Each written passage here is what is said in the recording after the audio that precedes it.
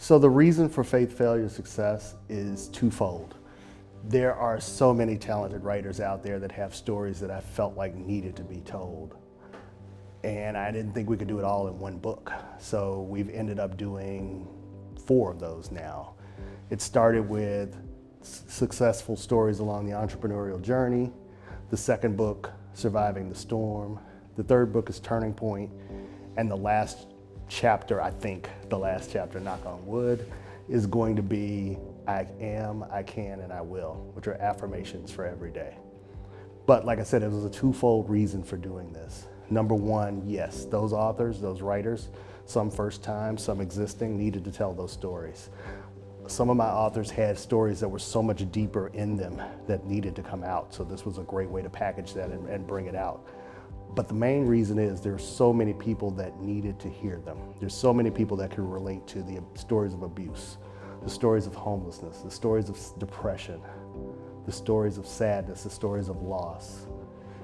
And then they needed to see the other side, and that's the success side of it. So the failure is important, and we talk about chasing failure.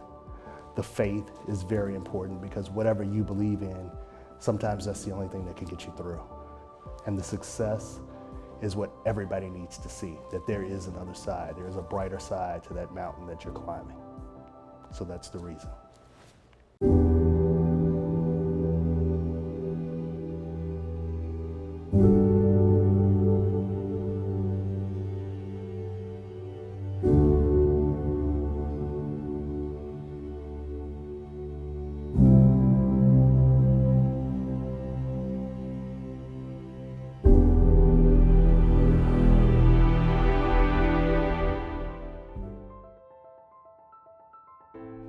Hi, my name is Cynda Williams, and I am an actress, singer, writer, radio person.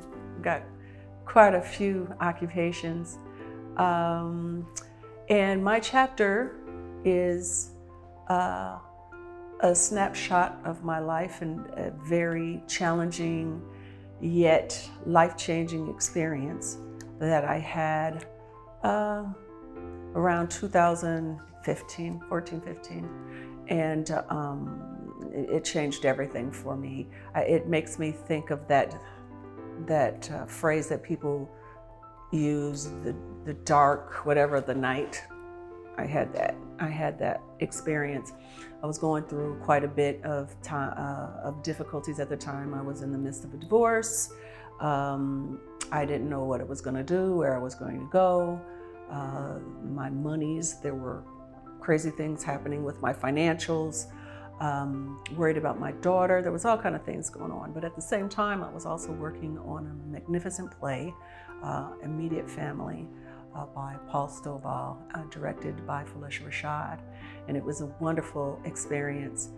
So I had amazing pressure on me and difficult pressure on me at the same time. And then add to that issues with my physical. I ended up getting horribly injured on set, actually in a rehearsal space right before we were going on set. And I ignored it. I ignored it as best I could because I did not want to lose this opportunity. There were so many things depending on the success of this project for me that I just didn't want to listen to my body when I needed to stop. And so it threw me into not only the physical aspect of pain, and I had cracked ribs, I had the whole right side of my body had been compacted, my knee was messed up, all the way from my neck down. And then add to that all the medicines I was taking that I'd never taken before, and all the stress I was going through. I have a stalker that was going insane, literally 10 to 15 messages a day, constantly. So all this stuff compounded. Then I found out my thyroid was hyper, way like in a dangerous level of hyper. And I was taking medicine that I was allergic to. All this stuff compounded and took me down, made me stop. And I ended up having a pretty awful experience at a hospital in California. One of the worst, maybe the worst experience of my life, in a place that was supposed to heal, but I felt was meant to kill all the people there. But eventually I ended up in a hospital in Indianapolis, and I found my way back, and it changed my life. I literally died. I had a death moment. My blood pressure was so high that it took me out for a few minutes on the table, and I had that whole near-death experience, talked to Jesus, all these things, and learned so many wonderful things in that time, and it changed my life. And when I came back new. I came back refreshed, and I've handled my life in a very different way. I'm not afraid of death. I'm not afraid of things anymore. And when other people are seeing the worst in things, I see the best in things. So it was an amazing experience.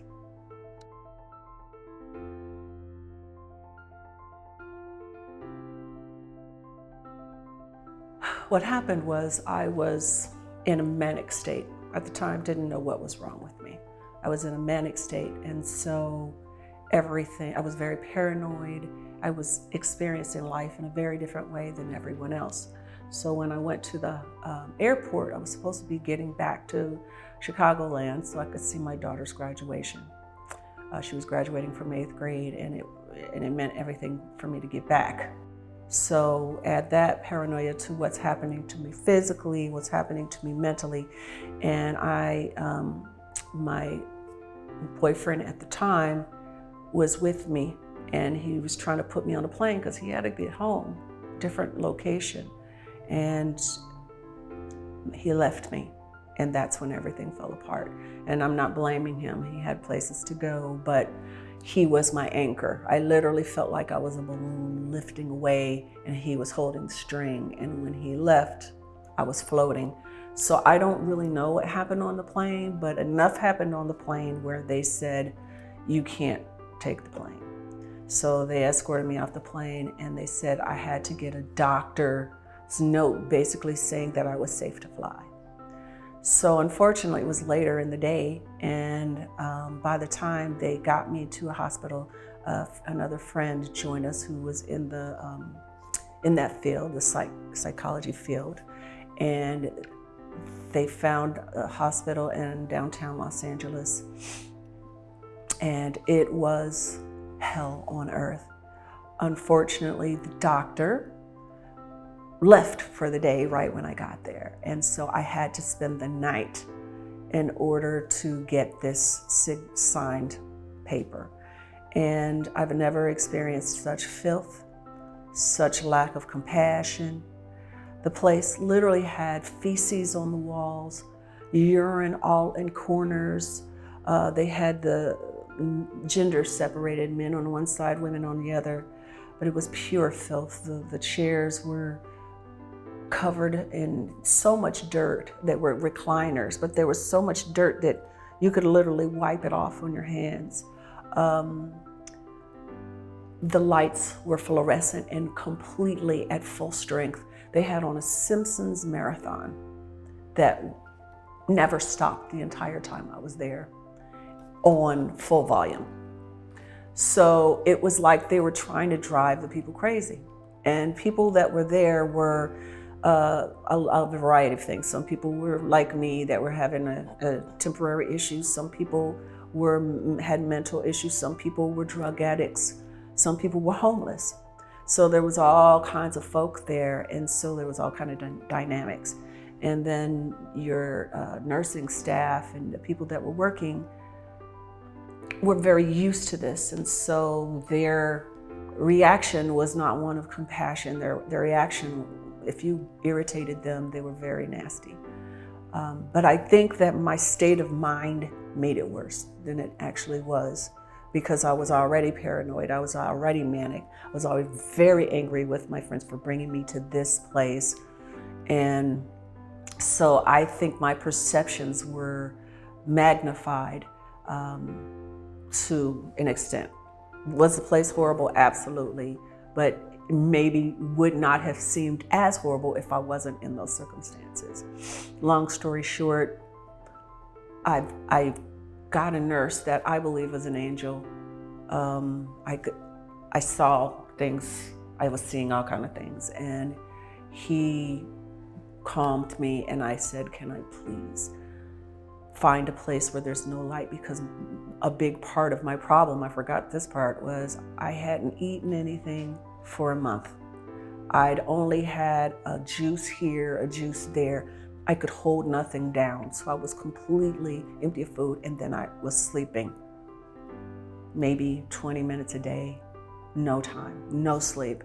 So if you know anything about anything, you know if you don't sleep, that will drive you to a point where you are hallucinating, you are having major issues. So I said, can you please help me? Put me in a dark place, away from all of this, that I can sleep. And he did. He said that there was a room that I could have if they didn't have anybody. It was actually a non-sensory room for people that were losing it.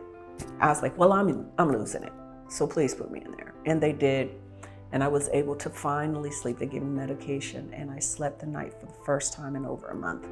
And but I had a long way to go before I was back on the ground.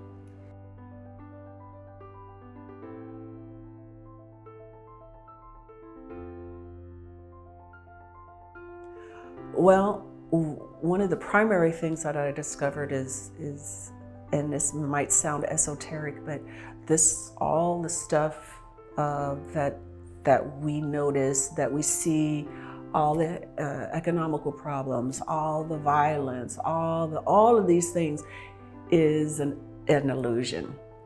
It's all an experiment. It's all an experience that we're having. But what's real is the bigger part of us. And that was one of the things that I could see. I literally saw people at a spirit level. They looked like themselves, but they were not freaking out. They were not upset. They were not. As a matter of fact, I had an experience where I met a homeless man. I was downtown. That's where I was staying. And he was talking to me. He was telling me, you're a queen. You're amazing. And he was saying the most beautiful, wonderful things. But my partner heard, he did not hear what I heard. Because what I heard was the truth. That's what I heard. And so that's why when it comes to when other people are freaking out about the pandemic, when other people are freaking out about the economy, about the gas prices, those are real issues that we're having. But the truth of the matter is we are a part of this change and that's the shift that we're having. The more we ask for things, want things to change, the more change we're putting into our world. And we're fighting against that change, though. We use that word fight all the time, or war, where there's a war on drugs, there's a war on crime, there's a war on this. And as long as we continue to perceive the world in those ways, we will continue to create the wars that we are supposedly fighting. So it's about a change of perspective, and that's what I learned most during this time. Is that what you focus on with your podcast? Because that seems to make you really happy. Yes, it does. What I found and what I've really focused on is changing my state and helping other people, unbeknownst to them often, change their state. Meaning, for instance, say you're angry about something, or the other day, I had an issue where I had to remember who I was. My daughter was having issues with school, wasn't sure if she was going to go this semester, and I was concerned about where she was going to go and what she was going to do. And so my thought was, all these things always happen to me. That was my thought. Why do these things keep happening to me? But I'm at a place now where I can say, hold up, is that really true? No, these kind of things happen to everybody. And then from there, oh, this doesn't happen that often. And then from there, everything always works out. And then from there, everything always works out for me. And if you really look at your life, if you've made it till now, everything has worked out for you to get you to this point. And I think people have to be reminded of that often. And I try to do that with the PPC podcast and the radio show in a gentle way. I don't tell anybody what you need to do, because people don't hear words, they receive vibration. People receive how you are, not what you say. So that is how I most try to affect the world in a positive way, by being my best self, by staying in a place of peace and remembering who we all are and reminding people gently of who they are. And it's really been fun and a wonderful experience.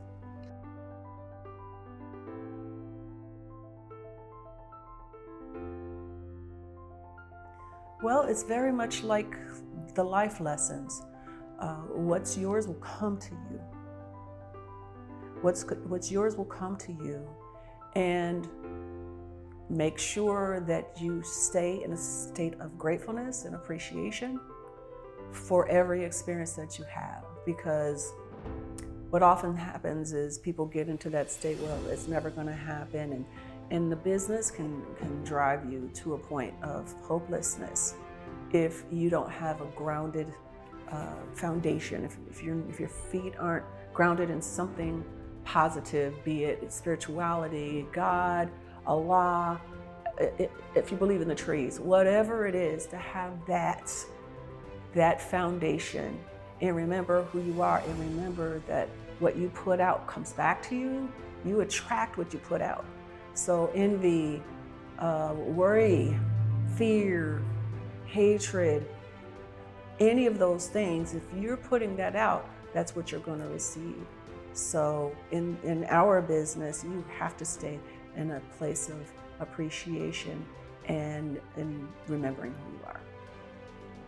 For anybody that reads your chapter, what do you want them to walk away with when it comes to knowing you, understanding what you've gone through, and giving them a sense of hope?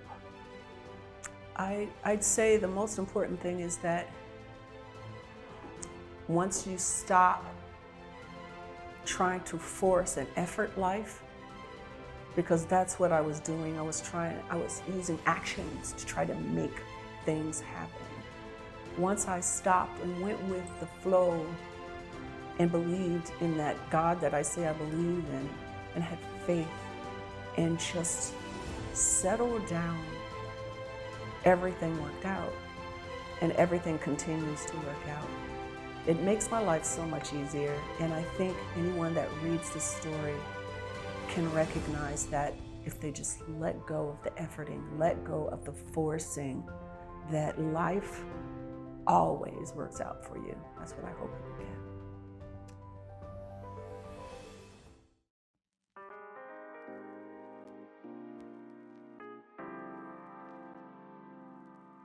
My name is Latresa Rice.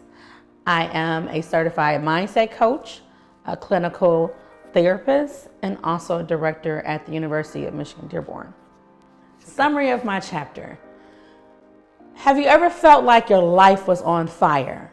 Like you had so many things coming at you at one time and you didn't know what to do, how you were going to make it out of it? What was your first steps? My chapter in the book, Faith, Failure, Success, is titled Life on Fire.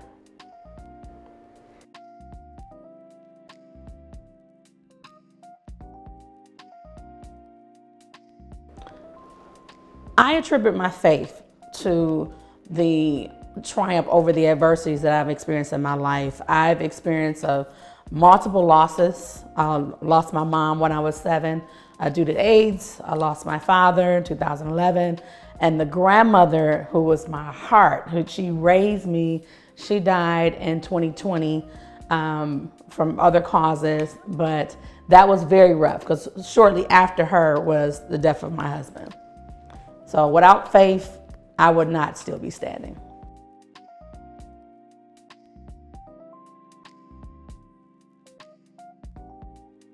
I met my husband through Facebook Messenger. We did not have any mutual friends that I knew personally. We had one mutual friend in common, and he knew that person. They were just on my page as a Facebook friend. He came in my, people slide in your DMs. So my husband slid in my DMs, and I looked at the direct message, and I said, I don't know this guy. I'm not responding to that because he sent a wave. I don't respond to waves. I'm not responding to that. And so I said, if this guy wants to talk, he's going to have to say something, or that wave would just sit there. So a few hours later, he actually sent a message. And when he sent the message, I said, okay, let me go look at this guy's page and see who is this guy. I don't know him because we were not connected on Facebook at all. So I go to his page and I'm looking through, I need to see, is he married? Like, what's going on? So I'm looking through his page. I said, okay, seems all right, but he's really not my type. I don't know. I'm just going to tell him he's not my type. So then he said, although I'm not your type, if you give me an opportunity, I promise I can be everything you need and more. Just give me an opportunity to know you.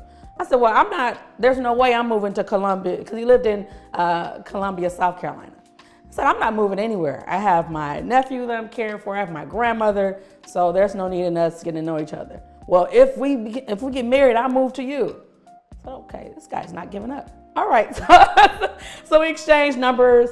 Our first conversation was through video, and I had just taken my braids down. I answered the video call anyway, so I'm pressing my hair out, everything on this call. And when he got on the phone, he said, you need me to call you back? No, you said you wanted to get to know the person behind the smile. Here I am. We can have this conversation, or we're just not going to have it. Yeah, I want to talk to you. Okay. So he's talking, but during the whole time, I'm pressing hair, I'm laughing, and I put my makeup on during this call. I said, this guy's pretty cool. He didn't run. Okay, I'll continue to talk to him. And we had a courtship for roughly about a year and a half. Then in 2019, we got married. We had this Caesar in Wonderland was my theme, Caesar in Wonderland wedding. And 5 months after that, here comes COVID-19. Now, my late husband, he actually moved to Michigan to marry me, to live, and we were starting this life. And, one of the things he said to my grandmother when she was in the hospital was, you don't have to worry about Teresa, I got her. And my grandmother looked at him and she said, because she's the type where she's always taught us, don't make promises that you cannot personally keep. You don't know whether you're going to live today or tomorrow. So saying, I'm going to do this is not an accurate statement. And he didn't know what she meant by that, but I'm like, yeah, that's grandma. She's like, yeah, I hear you. You can't make that promise. Well, I'm thinking we're still going to continue with this marriage, but a month later, he gets COVID-19. I wind up getting sick with COVID. I find out months later that that's what I had, because during that time, I wasn't allowed to go to the hospital with my husband. We could not get the test. This is in the early phases of dealing with COVID-19. In fact, my husband was sick for about 12 days, roughly, before he passed. And during that time frame, we called the hospital to see if we can get the test, because he's stumbling through the hall, he can barely breathe, he's not eating. And I'm telling this nurse on the phone, these are the things that's happening, and we're both sick. So I'm trying to care for him and all these things. And the nurse says, well, your symptoms are not severe enough for the test. And I'm like, are you kidding me? I told you this man is not eating, he's stumbling through the hall, he's losing weight, and all of this stuff, and you're telling me that his symptoms are not severe enough to get the test. I said, okay. You want to go to the hospital? He said, no, I'm going to let my body fight this off. We just find this on your first. I said, okay. All right. Here we go. 3 more days later, and it's getting worse. I said, okay, I don't care what you stumble through this hallway one more time. I'm calling the EMS. That's it. And he said, okay, I'll go if you call. So I call the EMS. They get to the house, and he's like, are you sure if I go? Yes, you need to go to the hospital. Yes, you do. So he wound up going to the hospital. In my mind, he's coming back home. I never thought that was the last time I was going to see him when he went to the hospital. He actually went to one of the hospitals in Detroit first, but they didn't have any beds. This is still the heart of COVID-19. So they were out of beds. They transported him to Pontiac General Hospital. And during his time in that hospital, he lost his cell phone, but his doctor would allow him to FaceTime me on her phone. just so that we could still converse during that time. He was in the hospital. My husband battled with COVID-19 for 12 days, roughly 12 days, and then he passed. During that same time, we both were dealing with symptoms. I didn't find out until later on that year in August that I had the antibodies for COVID-19, so that's what I dealt with during those 60 days, which he was dealing with things. And I remember when I received the bracelet back after the funeral home picked up his body from the hospital, I was devastated. I was bawling because at that moment, that is when things felt real for me. He really is not coming back. Somebody else gave me the bracelet, but I'm grateful that I do have it, but that was my experience with the bracelet.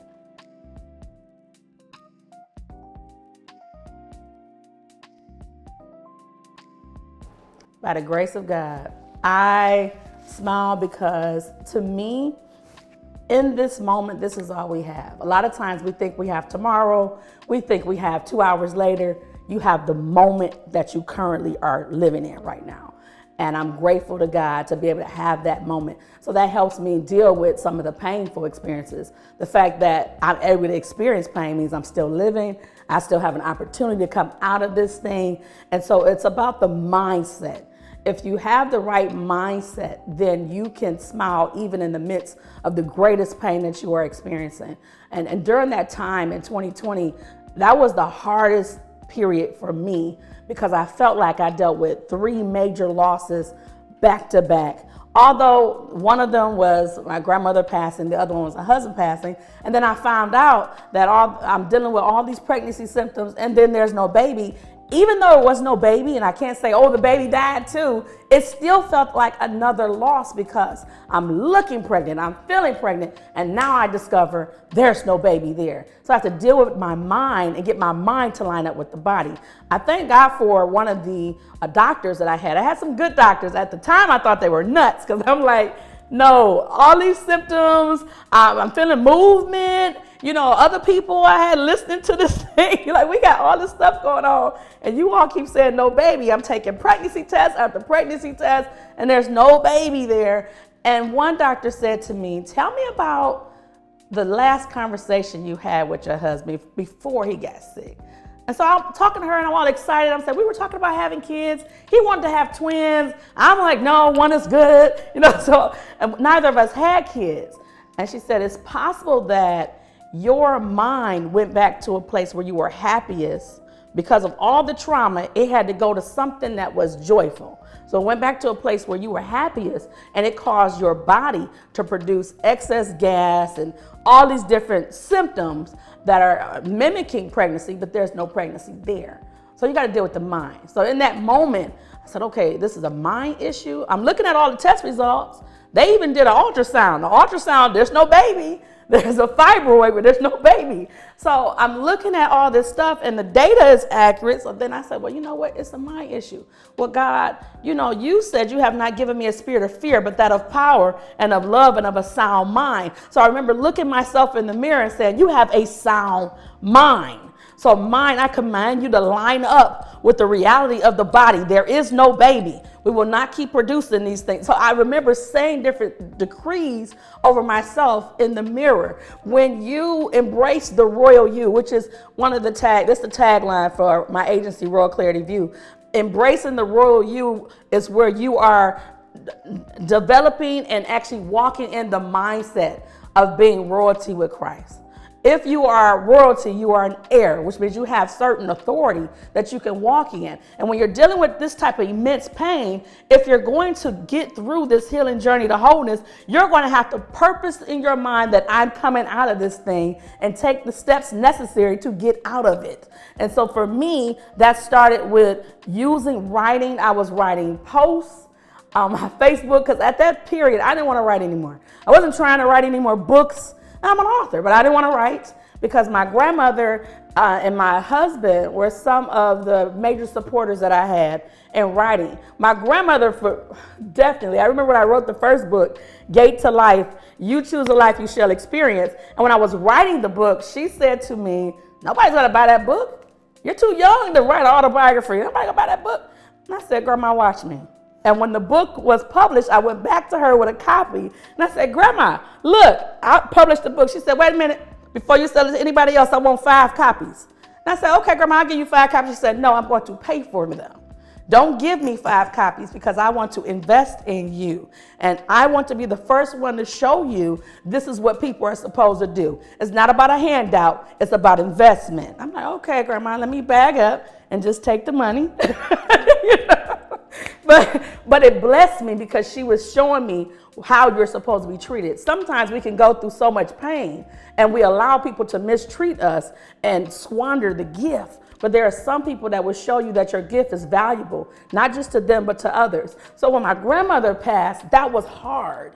And while she was in the hospital, before she passed, actually, while she was in the hospital, my husband said to my grandmother, you know, Miss Minnie, you ain't got to worry about Teresa. I got her. She going to be all right. She said, uh-huh. I turned the other way, and he's looking like, what is that? I said, but I understood what she was talking about because one of the things she said was, you cannot make promises that you don't have authority to keep.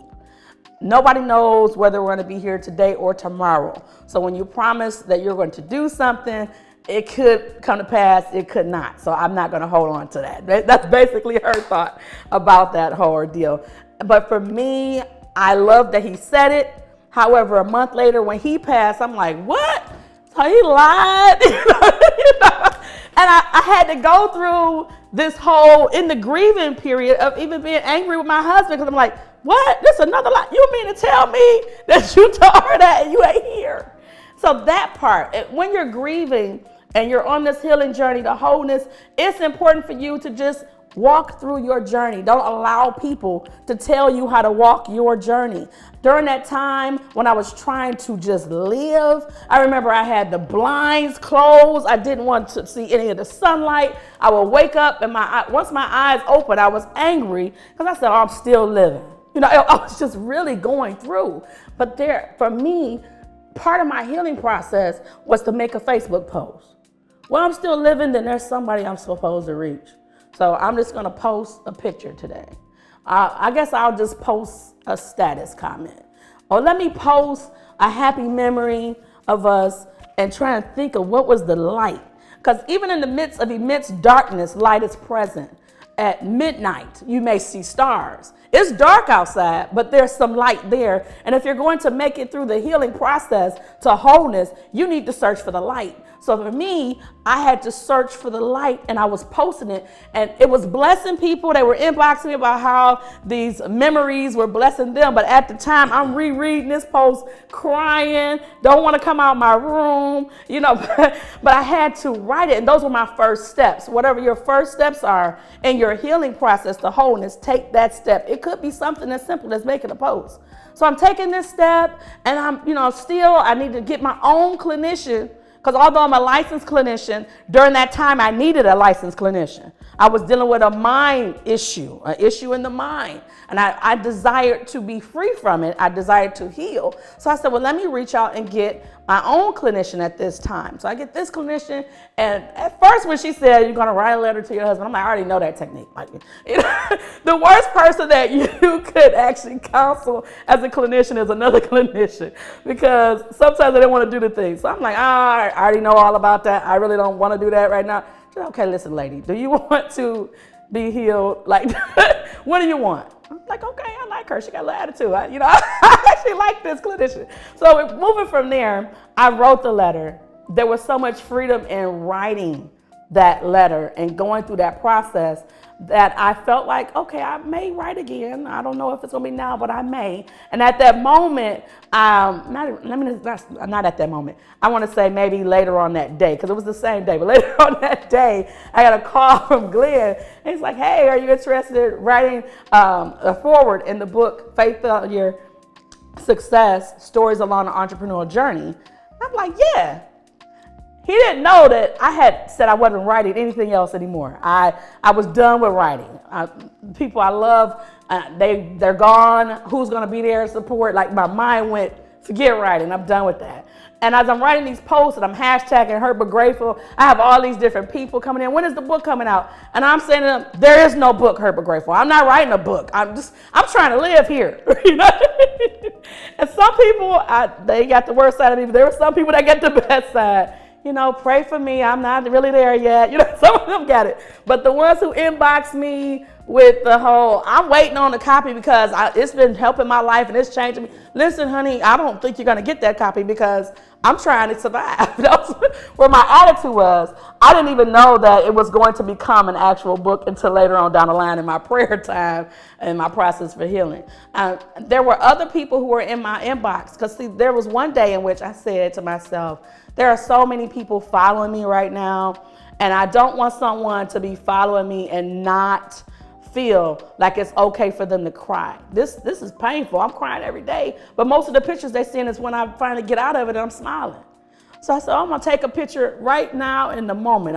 I'm bawling, I'm having this memory because in my bedroom, it was chaos everywhere. I had the obituaries for my husband. I had the obituaries for my grandmother in the same spot. Both their clothes, all their stuff was in the same room. This room was horrible. And part of my healing process was to take one item out of that room per day. That was the most that I could do at that time, was to remove one item each day. During that time, and I posted this picture of me crying, I had people inboxing me. One in particular I remember because it made me so mad. This person said, I don't come to your page to see you crying, because I come to your page when I'm going through my stuff, and I see a smile every time I come to your page, and I get encouraging words. And so I didn't appreciate that post that you put up with you crying. And I listened to the person. You know, I'm reading it. And part of me want to cuss out. I'm going to tell you right now. Part of me want to cuss out. But I said, okay, Lord, what can I say that will reflect your image to this individual, but get the same point across? So the only thing I could say to this individual was, I'm sorry you feel that way, but I'm going to continue to post where I am right now in the moment. There's somebody else that needs this message. And if it's bothering you to that extent, you can unfollow me. That was the best that I could do at that moment. And there's times, and I'm saying this story because some of you may be dealing with some things in which people are trying to tell you how to grieve. They're trying to tell you, you don't take all of that. They're trying to tell you, don't show all of this emotion, because a lot of times culture plays a factor in that. But listen, this is about survival. This is about living. Whatever it takes for you to get through this healing journey to wholeness, you walk it out. If that's crying, you just keep going, you cry. Don't let somebody else stunt you on your process to wholeness.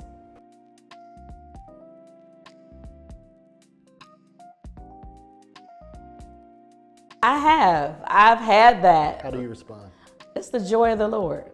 It's the joy. One of the things I have learned over the years and that it's more difficult to frown than it is to smile. And another thing that I've learned over the years, that if I'm in a real hard spot, laughter is good for the soul. So I need to make sure I used to find some comedies during that time. I want to laugh because it was so much pain that if I sit here, if I choose to stay in the pain, then I'll never get out of this. Even when I was dealing with the most intense part of the depression, and I'm going to say this too, because a lot of times people who are either people of faith or people who are licensed clinicians like myself feel that you don't need to go and get professional services, and that could be stunning your healing process.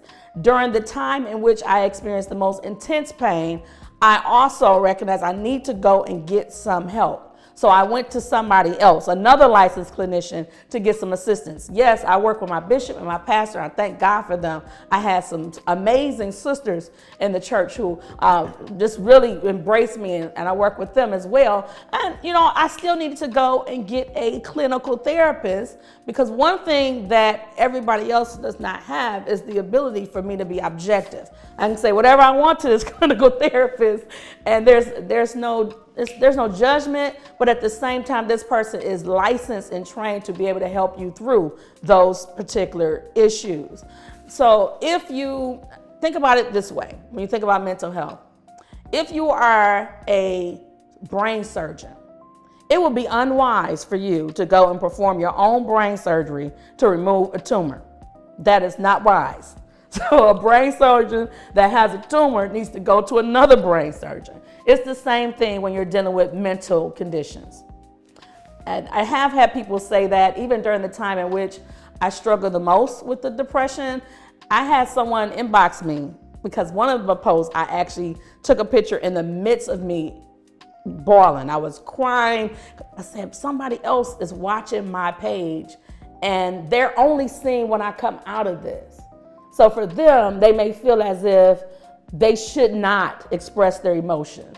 And so I said, well, all these people are following my page. I need to make sure I capture this in the heart of the moment so that they know it's okay.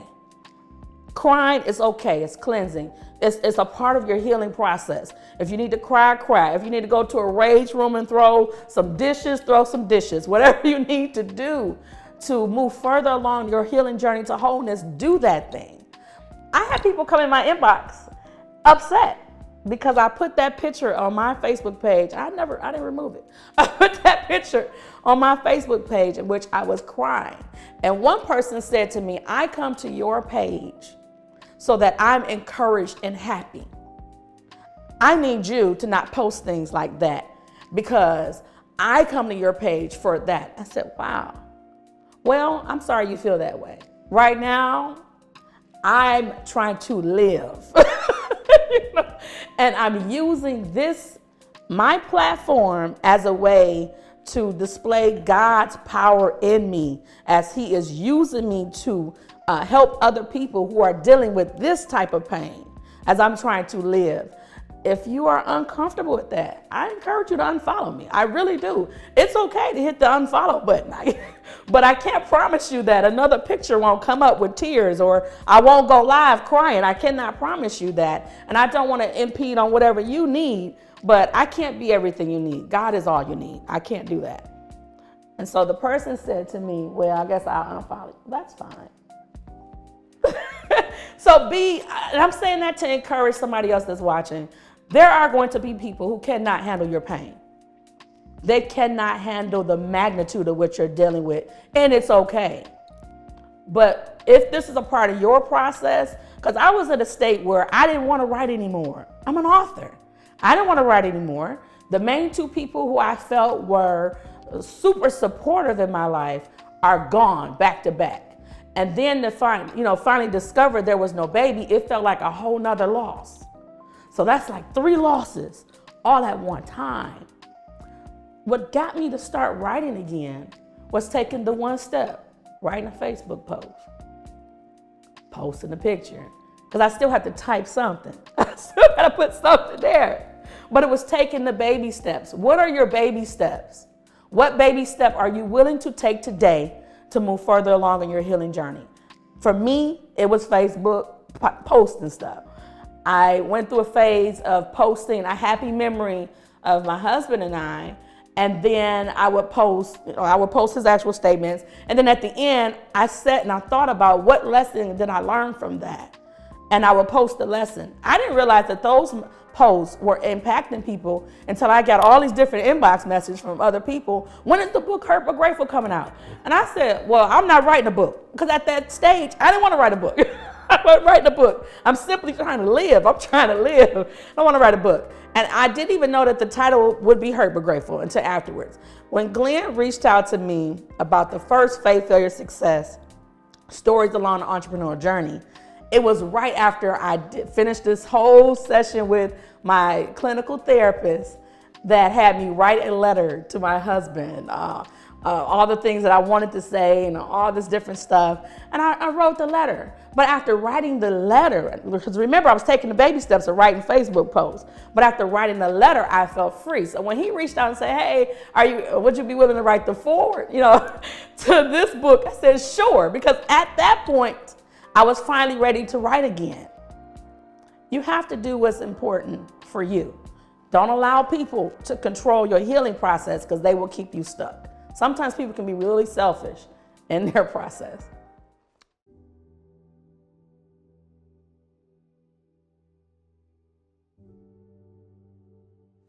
Hi, my name is Martha Chavez, and I am a financial strategist. My specialty is helping professional women of color to understand, control, and maximize their finances so that they never run out of money, ever. My chapter is called The Beginning, and it is a story of a little girl who, from the earliest memory, has been traumatized and abused by people who are supposed to take care of her, and just how that shapes her into the woman, you know, that she is today. All of the things that she went through, the foundation that was built from that experience at such a young age, and then the continuation of abuse and trauma at the hands of various different people, from family members to, you know, neighbors, and then relationships down the line. But while it seems like it might be a traumatic story, it's actually a story of hope. And it's actually a story of love, self-love, self-care, forgiveness, and a lot of other wonderful things. So that is the synopsis of what my story is about.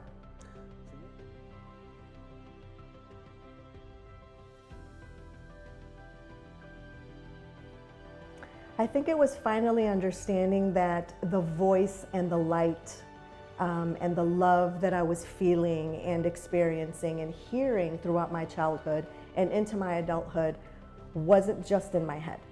Once I finally got into reading the Word and understanding the Word and got to understand that it wasn't just God and Jesus, but that there was Holy Spirit. And I finally understood that it was Holy Spirit working in me and through me and carrying me, not just nurturing me and ensuring my safety and my mental safety through all of those ordeals, but really genuinely communicating with me and speaking with me and downloading into me. It's been something that I've experienced all of my life, but that I didn't quite understand until I was an adult. And once I began to understand it, I was able to then really just hone in on it and to let it and allow it to work through me and to guide me through my life.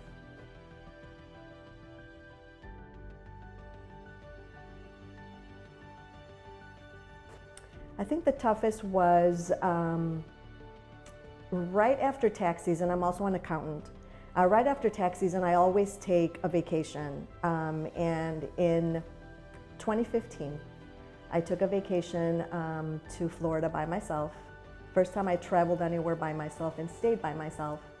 But I really just felt that it was so crucial for me to be alone so that I could hear from God and to understand how to break through this incredible sadness that was just so deep. Not just, oh, okay, I had a breakup. Obviously, you're gonna have some sadness over that. But the sadness was almost like a living, breathing thing that I'd been carrying all of my life. And I just knew that this trip was gonna be pivotal. And so I remember very specifically the last morning of my trip, because of course when something's difficult, we avoid it for 5 days. But the very last morning of my trip, I remember waking up, hitting my Pandora, and the very first song that came out was a song that usually comes out when I'm really broken and I'm really hurting. I've heard it numerous times throughout my life. And of course, that's the first song that's playing. So I went from the bed to the floor and I was just on my face, just praying and just seeking God. And I started to have glimpses and memories and flashbacks that were very, very vivid about some of the earliest things that happened to me. And that was the first time that I remember being able to face them and not turn away. And I'm hearing God's voice and saying, until you can confront it, you can't change it. You have to confront this. And I'm here and I've got you. And with the music playing in the background was like a love story, you know, where he was just right there enveloping me in love and in peace. And I was on that floor and able to see those images. And what was the pivotal moment in that is that as the images were coming forth, rather than feeling angst and pain and anger, I finally understood that they were there to propel me towards something. And I started to say, thank you, Lord, every time an image came forth. And to be able to praise and worship and say thank you through the heartache and through the pain really truly broke something incredible in me, but off me. And when I arose from that floor many hours later, I really kind of was reborn, if you will. I just stood up a different person. I stood up a stronger, more fulfilled person. And I finally understood that, not that I was grateful that it happened, but I was grateful that I was able to push through and break it off to now be able to build something new and different.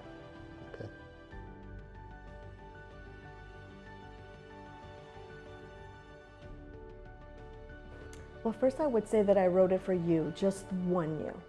Not a collective set of women, but just one you. The you that's broken, the you that's hurting, the you that's depressed, the you that can't even face what you've been through or where you even are.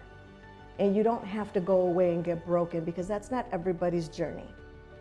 But what I will say to you specifically is that the reason that I wrote this book is because I want to be for you what I wish somebody had been for me. I wish that at a young age I would have known that there is hope. I wish that I would have known that it doesn't have to always be this way. I wish I would have known that what happened to you doesn't mean that's who you are. That's just what happened to you. And to break through the label of I've been abused or I've gone through this traumatic experience. So I wrote it for you, whoever you may be, to let you know that no matter how horrific your past, it's exactly that, it's your past. It's not your present, and it doesn't have to be your future. It's up to you. And if I could be healed, and if I could come forth, and if I could forgive, and if I could break forward into something better, you can too.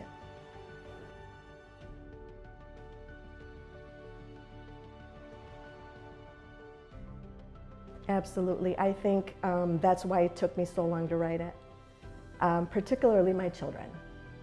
Obviously my parents and my siblings know the story, and they know, at least they know the beginnings. They probably have no idea of the other stuff that evolved. But I was mostly worried about my children. And I wasn't so much worried that they would know what happened to me. I was worried of the pain that it would cause them to know what I went through. And so in a way, I was just trying to protect them from that pain. But what I realized, and what got me through that, was seeing my children become adults, particularly my boys, and to come to the realization that they don't really know me. They know that I'm their mother, but they don't know the human me. They don't know the woman that I am, or the reasons why I've made some of the choices that I've made, or spoken to them in ways, that I probably, in hindsight, would change. But I realized that if they're able to get an understanding of who I am as a human being and as a person, that would then help us bridge that gap between just mother and child, but then to hopefully friends, and that we could build something beautiful from that with a full understanding of who we both are.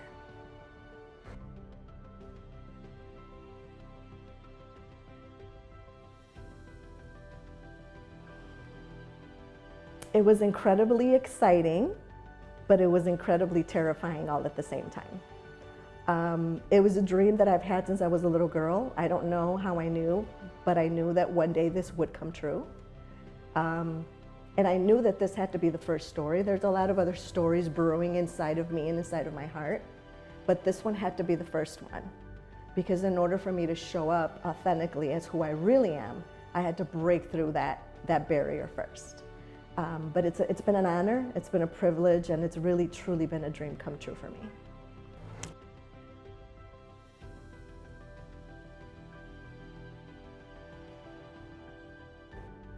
She was actually a very intricate part of my writing, and I do most things with her in mind.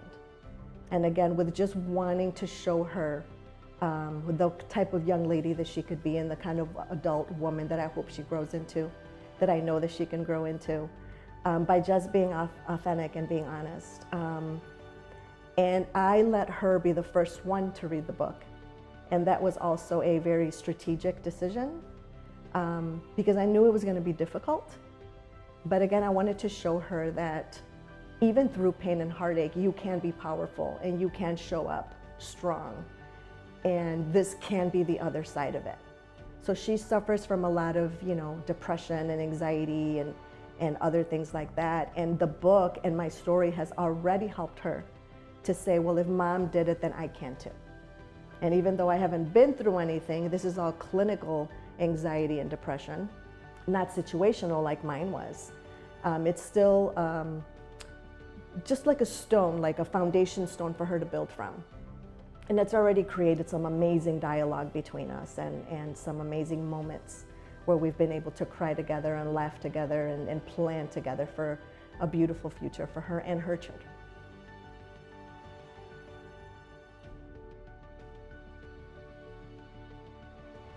Yes, I'm already working on another book, as a matter of fact. I wanted to elaborate more on the stories and elaborate more on the people in my life and the characters, if you will. And I also wanted to expand on who I am now and you know, the outcome. And what I've told people, particularly friends and family, that when they read the book, it is going to be very difficult, but look, it ends well, right? It's got a good ending. So I just want to elaborate more and go a little bit deeper and tell more pieces of the story, if you will. So I am already working on that.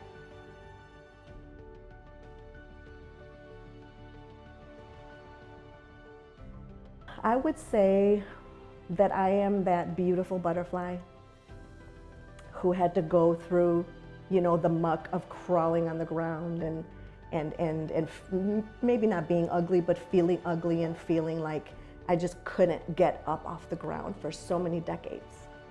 And then when I went inside of myself and shielded myself with God's love and God's peace and God's word, I dissolved completely and then got put back together. And what emerged from that was something that I could have never, ever envisioned, even if I tried. I've never been a better version of me. I've never been happier. I've never been more at peace. I've never been more clear-headed. I've never been more joyful. And I really, really, truly feel this is the pinnacle of where, you know, I never knew that I could get here. I didn't know this was a place. But I'm very grateful for where I am and who I am today.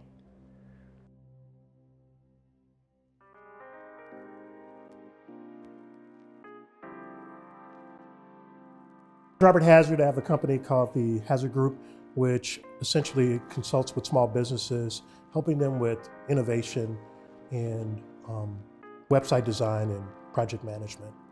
The title of my chapter in the book is called When God Has a Way of Grabbing Your Attention. All right, and what's that about? You know, it's about the journey that when we leave, you know, God's protective care. I believe I have this whole thing about mindset and faith being at the center of the foundation for everything we do. But when we are self-centered, or when we think about doing it in our own way and in our own strength and leaving God out of it, so many things happen. And one of the things happens is we end up failing. It's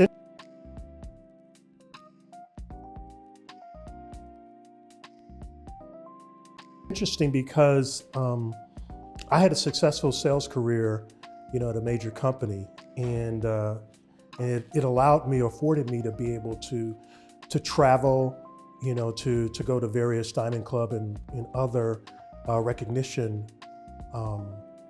ceremonies, and that was really because my upbringing, my Christian upbringing, helped me to be able to interact with people. But the minute that I started like being on autopilot and forgetting about what God wanted me to do, that's when everything started to crumble.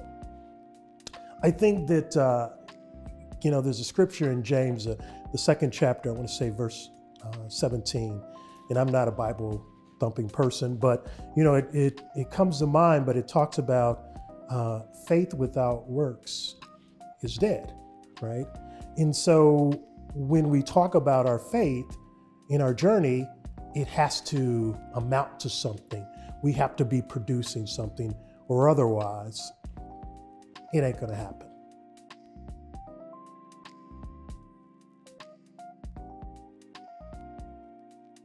You know, that's a great question, because I don't know where I would be, because here's the thing about the whole therapy piece. I was having a discussion about this not too long ago. Depression, all forms of mental health are things that are happening in our community. And not too recently did we put a title on it. Even in church, when you struggled in various ways, it was, well, you need to read your Bible, You need to do this more. You need to show up at church more. So it's all of those things. But I think that what therapy has helped me to do is put some boundaries around that. It's also helped me with coping skills. And I think that's important for people. I think that we have a high suicide rate among Black men. And now, recently, it's around children. And I think that social media plays a big part in all of that. And so therapy has helped me to be able to have somebody that is a licensed professional that I can talk to and get feedback. And basically the stories that I tell them, they can take to the grave with them because they're legally bound to do that. So I think that I'm an advocate now of mindset and therapy so that people can get help there from someone that is a trusted advisor.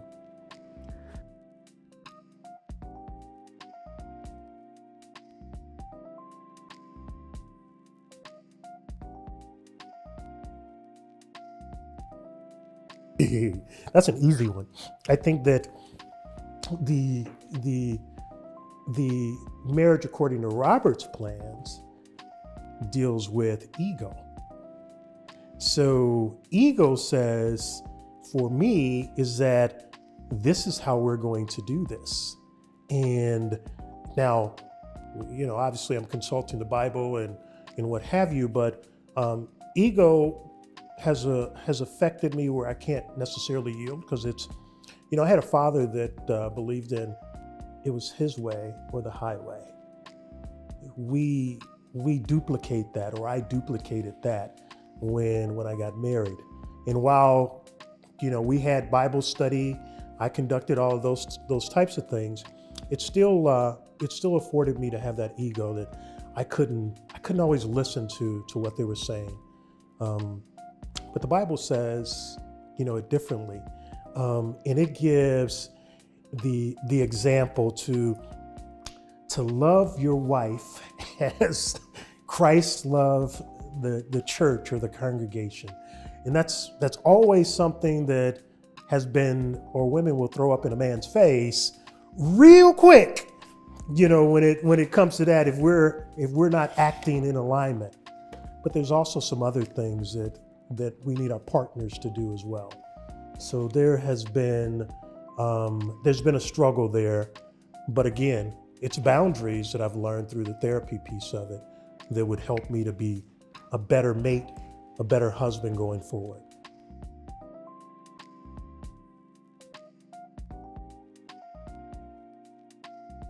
There's a story behind the lover of life, and the story is really when my sister died unexpectedly.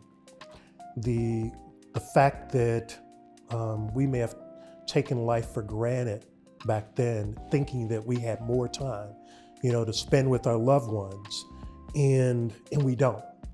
Because I happened to be at the hospital as she was getting released from the hospital, and a fluke accident happened at that time and took her out. So because of that,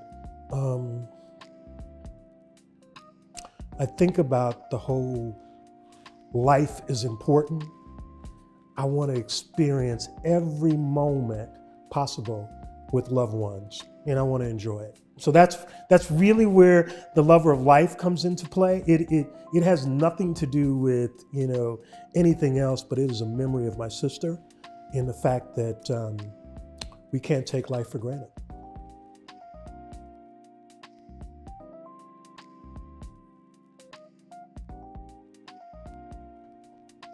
First of all, is that for men, we're never alone. Sometimes we're placed on an island that because we're men, we have to be strong. I saw my father being a strong man.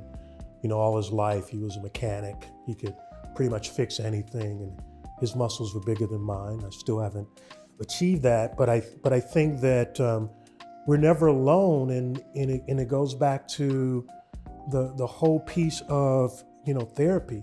reach out to somebody that's trusted. Have that accountability partner on speed dial so that, when you're struggling with something, you can do that. My chapter just talks about, it kind of weaves in the whole faith piece, the whole pursuit of failure, which is about becoming, because it's a journey.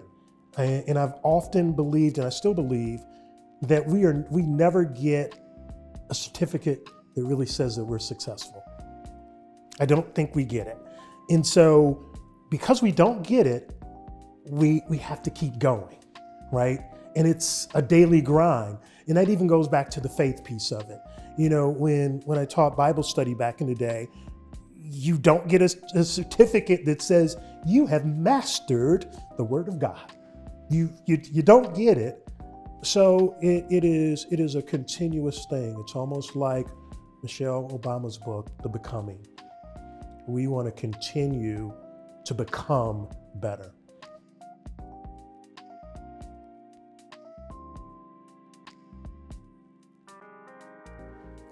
I think the most important message is that you're never alone.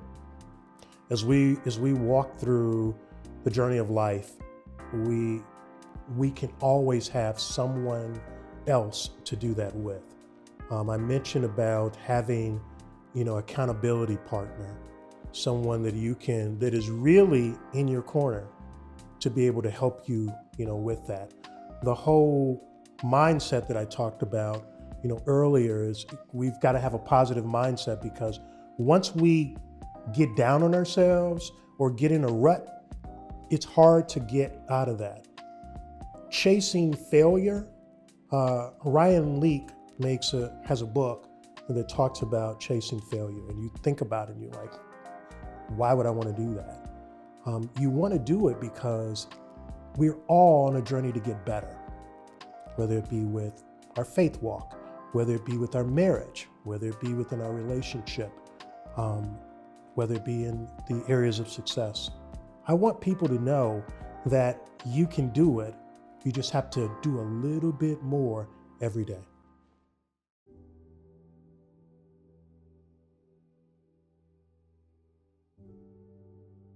I'm Samantha Danielle. I'm a master of champagne, and my chapter in the book is called The Mask. It was based on faith, because we are faith, failure, success. I was tasked with writing about faith, and I wrote really about what it takes to continue to work in a business when you really even don't believe in that business anymore. And you have to really discover what your why is to keep going, because you realize it's really not about making money as an entrepreneur. That's part of it, and that's the end game, because we definitely all have to survive in this world. But at the end of the day, when you're an entrepreneur, you have to really understand why you're doing what you're doing.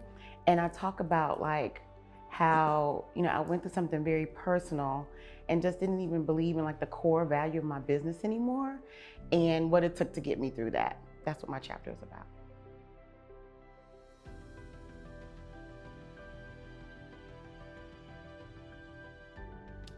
I'm really motivated by trying to make generational changes for my family. Not only, people talk about generational wealth a lot, but even when it comes to education, blessings, and so it's got to start with somebody. And I had a conversation with my brother a few years back, and we was like, you know what, it's got to start with us. We had a great upbringing with, our mom. She was very good to us. She did the best that we can, but we want to be the Hiltons. We want to be the Rockefellers. And so God has blessed us with the capacity to be able to start doing that. And that's what motivates me in everything that I do. It's what am I leaving for my nieces, my nephews, and my godchildren. They are my motivator.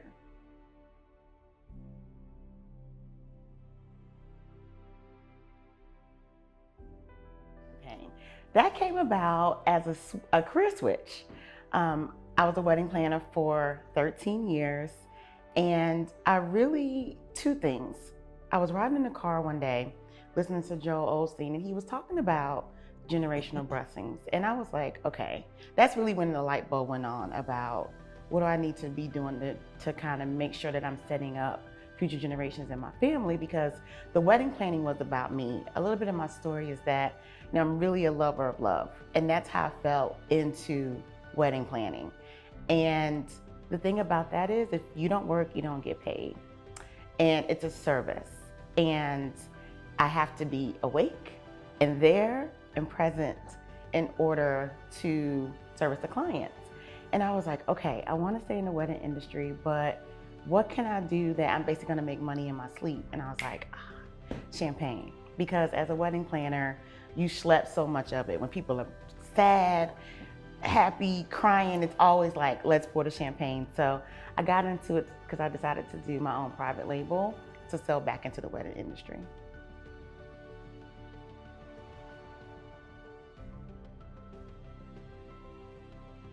It was really tough. It was a 5-year plan for me because I'm really big on education. Even when so back to another career switch. I'm actually a registered nurse by trade. So I was a pediatric nurse, then I got into clinical research, then I got married, and I was like, oh my God, I love weddings. But I hate people who are like, oh my God, I plan my own wedding and now I'm a wedding planner. Like, girl, no. So I actually went and took a course and became a certified wedding planner. And I had to take a test and do a project. It was really, really tough. And so fast forward to the same thing with the champagne. I don't want to be the person that's like, you know what? I pour champagne all the time. I know everything about it. And I was like, no, I need to get certified somehow. I knew I didn't want to be a som because I think soms are amazing. Like to be able to blind test and say, oh, this is from plot 4 from 1985. I'm like, I can't do that. I'm like, what's the alcohol content? So I just was like, I need to really understand this industry, the background of it, so I could be taken seriously when I'm talking the business side of the business. So I found the Wine Scholar Guild, and they offer master level certificates. And so I took their Master of Champagne course. It was 2 years of studying because I'm not from France. I don't speak French. So part of it was just like a language barrier with the instructors, really trying to understand what they were saying. I took an immersion trip over to Champagne with the group. That was super fun. And then again, I had to take a test, multiple choice, map, and essay. And I failed it the first time. And when I took it the second time, I was like, okay, I'm doubling down. So that's how I became a Master of Champagne. So I did pass the test the second time around. And so now I'm at the process of very soon, very, very, very soon, I'll be launching my private label.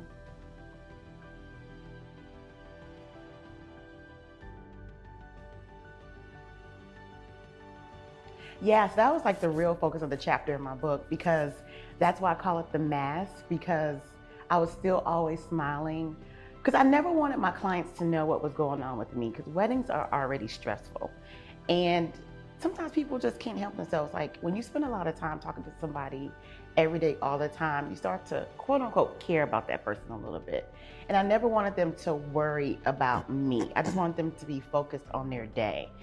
And so I call it the mask because I would still be smiling and doing all the things that I do. But I remember one time very much, two things. Once I was at a wedding and I was in the back of the room and I was crying, and everyone was like, oh my God, you're still so emotional. And I was really crying because my marriage was ending. But people thought I was crying because I was so happy about the couple. I wasn't even thinking about them. But another time I remember thinking, I was with a couple, they were doing a cake tasting, and they were arguing about chocolate cake or vanilla cake. And I mean, it was getting heated. And I had never done this before. So I was like, okay, I know I need to stop playing the wedding.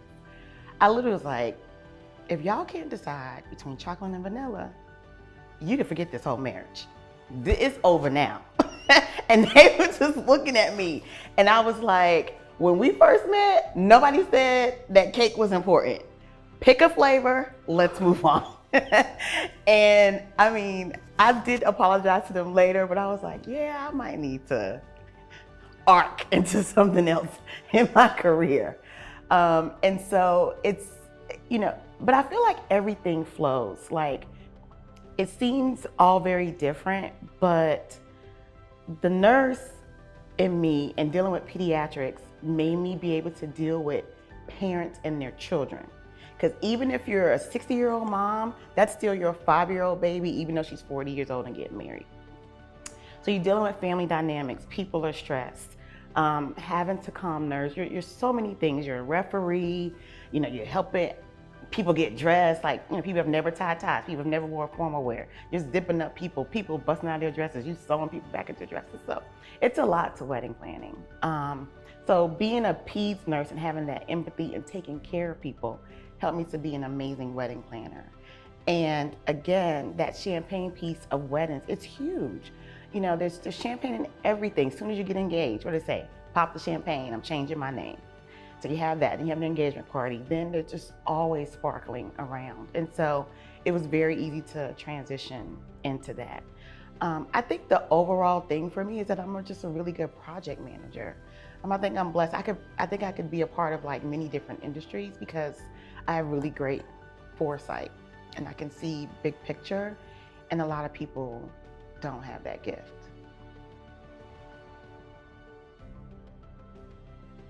Sure, if you're trying to find your why, I would ask yourself, well, what was I doing when I came up with this idea? So that's what I mean, like I was sitting in the car listening to Joel Osteen and listening to a sermon, he was talking about generational wealth, right? So that became the why of like, what can I do that's bigger than me, that's still a part of love and wedding and celebrations? So what were you doing at the time, right? What problem are you trying to solve, right? Because that's where a lot of products come from as well. A lot of businesses start with that. If you're not trying to solve a problem, what are you trying to get away from, right? Do you just hate your job and you're trying something different? And then what do you love? So just ask yourself some questions about what brought this idea to you in the first place. And I will say that if your why is, I want to make a lot of money, that could be a really good end result, but you're probably not going to make it as an entrepreneur if you start with that, because it usually takes about 5 years in just any industry, any business to really, really see profit. So you'll burn out quick if your why is the money.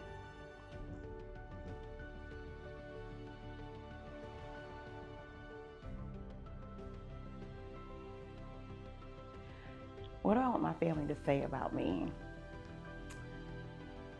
I want them to say that I was generous with my time, with my love, and with my money. But you gotta have money in order to be generous with it. So, and that because of my effort and because of my hard work, that I made it easier for them to do what they want to do. I think we live in a time now, like my goddaughter, she's getting ready to be a senior, and she wants to go into accounting, and I'm almost trying to steer her into like, have your own firm, like try to like be an entrepreneur and work for yourself. So what I want her to be able to say is, my godmother purchased the building where my firm is, right? And to give her a leg up. That's the kind of legacy that I want to live, that I'm giving them a head start.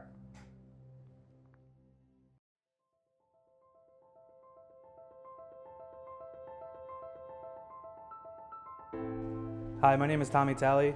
I'm the founder and executive director of Tommy Talks nonprofit. Tommy Talks is a nonprofit Chicago-based. We promote normalizing and improving mental health through creative arts, education, and peer support. In my chapter, I speak about fatherhood and being a parent and how much that has an effect on me, how my childhood has affected me, and how it still affects me to this day as a father of 3. So I have 3 beautiful children, and they've really tested me and shown me what a good father is supposed to be. So in my chapter, I talk about being the only father that I know, and that's the father that I had, who was abusive and an alcoholic and a drug addict. And I'm not that father, luckily. But I do have similar tendencies, such as anger, lack of patience, lack of understanding sometimes. And so that's what I talk about, just how I face those battles every day, how I'm fighting to be a better father every day, how I fail to be a father. So with the failure, with my faith, I'm a firm believer of God, and I believe that I'm more than what I've been so far. I'm more than my childhood. I'm more than my trauma. I'm more than my scars that I have. So.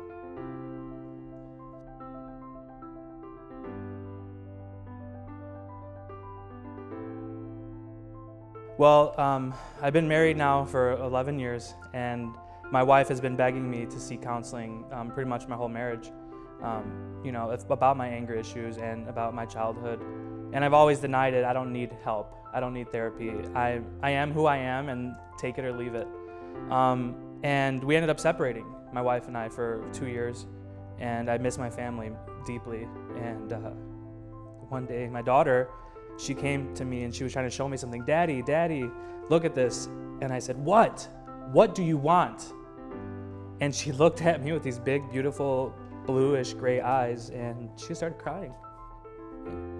And right then and there, I knew I needed help. So I picked up my phone, and I looked up the nearest therapist, scheduled an appointment the next day, and my life hasn't been the same since.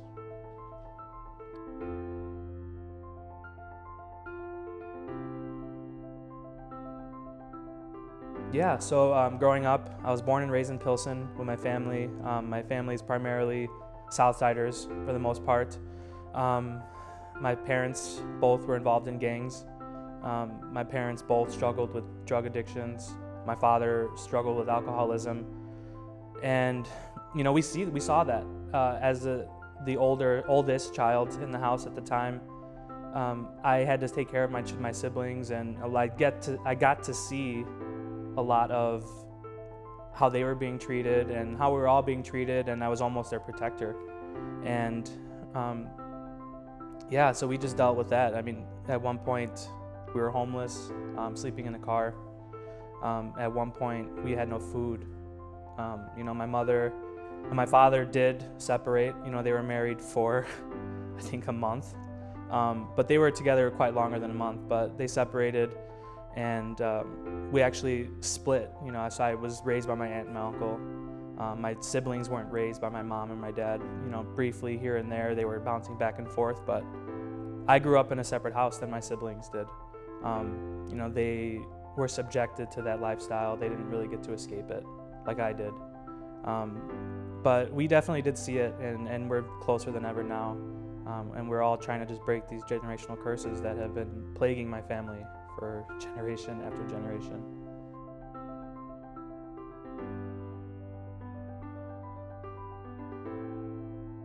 Well, my father, he passed away in 2009, my freshman year of high school. His last year living, he was actually staying with me and my uncle and my aunt. My father had a little bit too much to drink, and he fell down 2 flights of stairs, broke his neck, and the doctor actually told him the only reason why he survived was because he was so drunk that his body, helped him survive. And so he stayed with us. He couldn't work. He had a halo around his head. And, that last year, I got to spend time with him, but we weren't close. I called him Dad, but I didn't ask him for money. I didn't ask him about chores. I didn't ask him if I can go out. I still reported to my aunt and my uncle, even though he was in the house and he was a respected figure and he was my father. I wasn't really close to him, just him being around. I didn't like it. He was drunk most of the time. He was slurring, and he loved me and he showed his affection all the time, but I just pushed it away. But his last year we did grow close, and I got to see, I really saw him deteriorating over the last year, and I saw him get worse.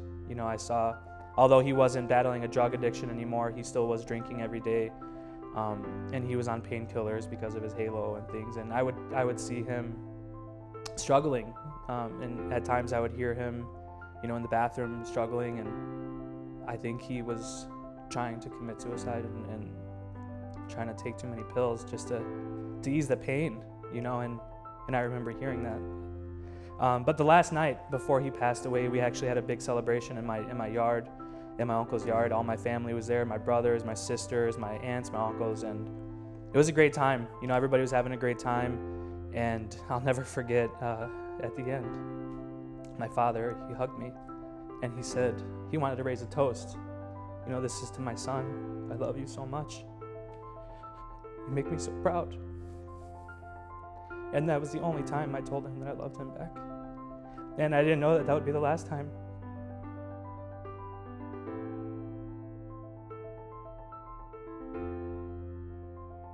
So I started a blog about a year ago called Tommy Talks. And the idea was to get the neighborhood and the city, you know, talking about mental health, being a little bit more open about my battles with just depression, with anxiety, with my childhood abuse stories, and, you know, really trying to show the world that we are not so different.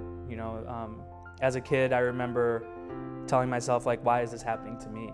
And, you know, as I get older, I realize it's so common. You know, it's a lot more common than we want to believe, unfortunately.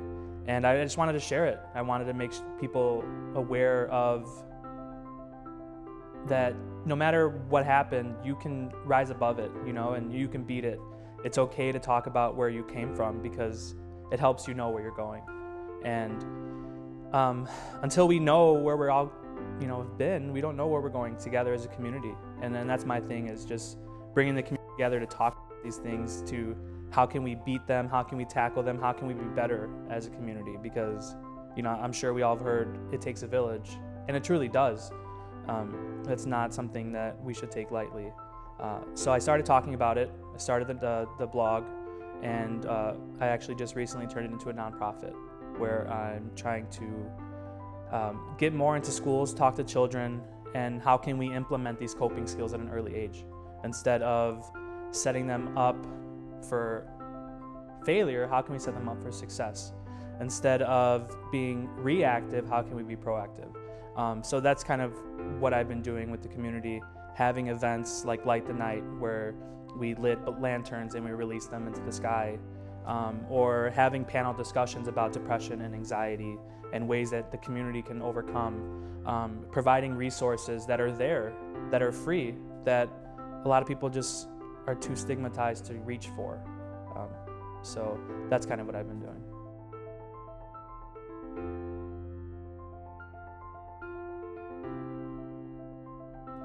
Well, I want them to realize, I want them to acknowledge that I wasn't perfect, because I don't strive to be perfect, I strive to be better. You know, I'll never be 100% the best father in the world, but as long as I'm trying, I want my kids and my grandkids to know that. And I want them to say, yes, he was imperfect, but he tried and he was there, you know? And it's not that he fought for my family, but he fought for other families too. And that's what I really want them to notice.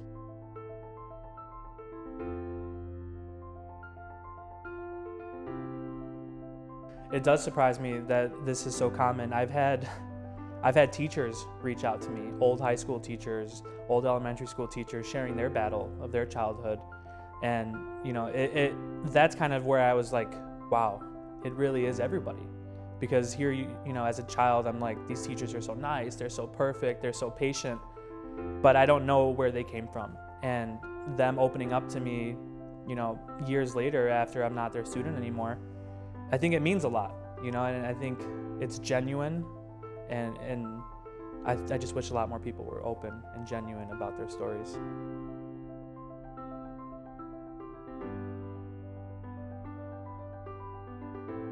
It feels great.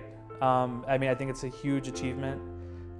You know, I'm not expecting it to be, you know, New York Times bestseller. I'm not expecting it to be the biggest book in the world, but I want it to be the most meaningful, you know, because it's not about how big it is, or, you know, it's about what's in it.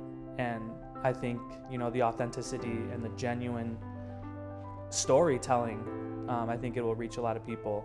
And I'm just so proud of myself for opening up. I'm proud of my family for sticking by my side and helping, sharing these stories with me. because I didn't do it by myself.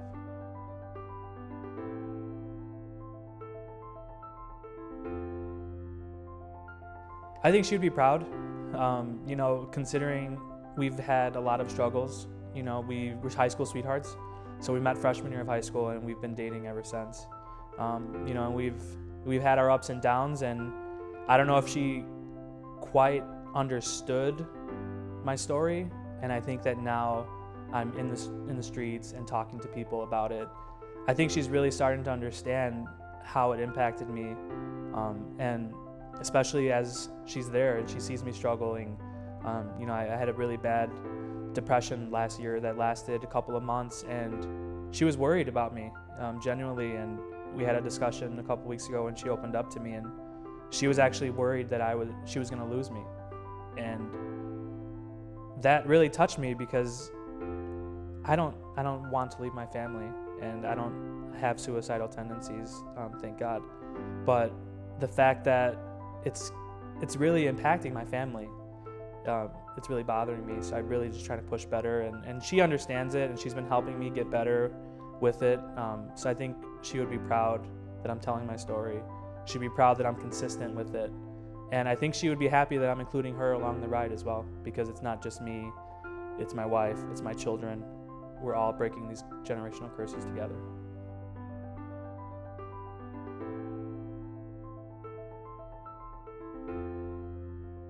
Life is worth it. You know, there's always going to be ups and downs. There's always going to be heartbreak and devastation and depression. It's not going to go away, unfortunately. And we just have to keep pushing through. You know, there are people on this world, believe it or not, who want you to be here. There's people here that, if you died tomorrow, would miss you greatly. It's not just about you. You know, there are resources out there to help. And I would recommend you talk to somebody you love, and just be honest and try to get the help that you need, because you owe it to yourself to at least try to get the help that you need. So please do.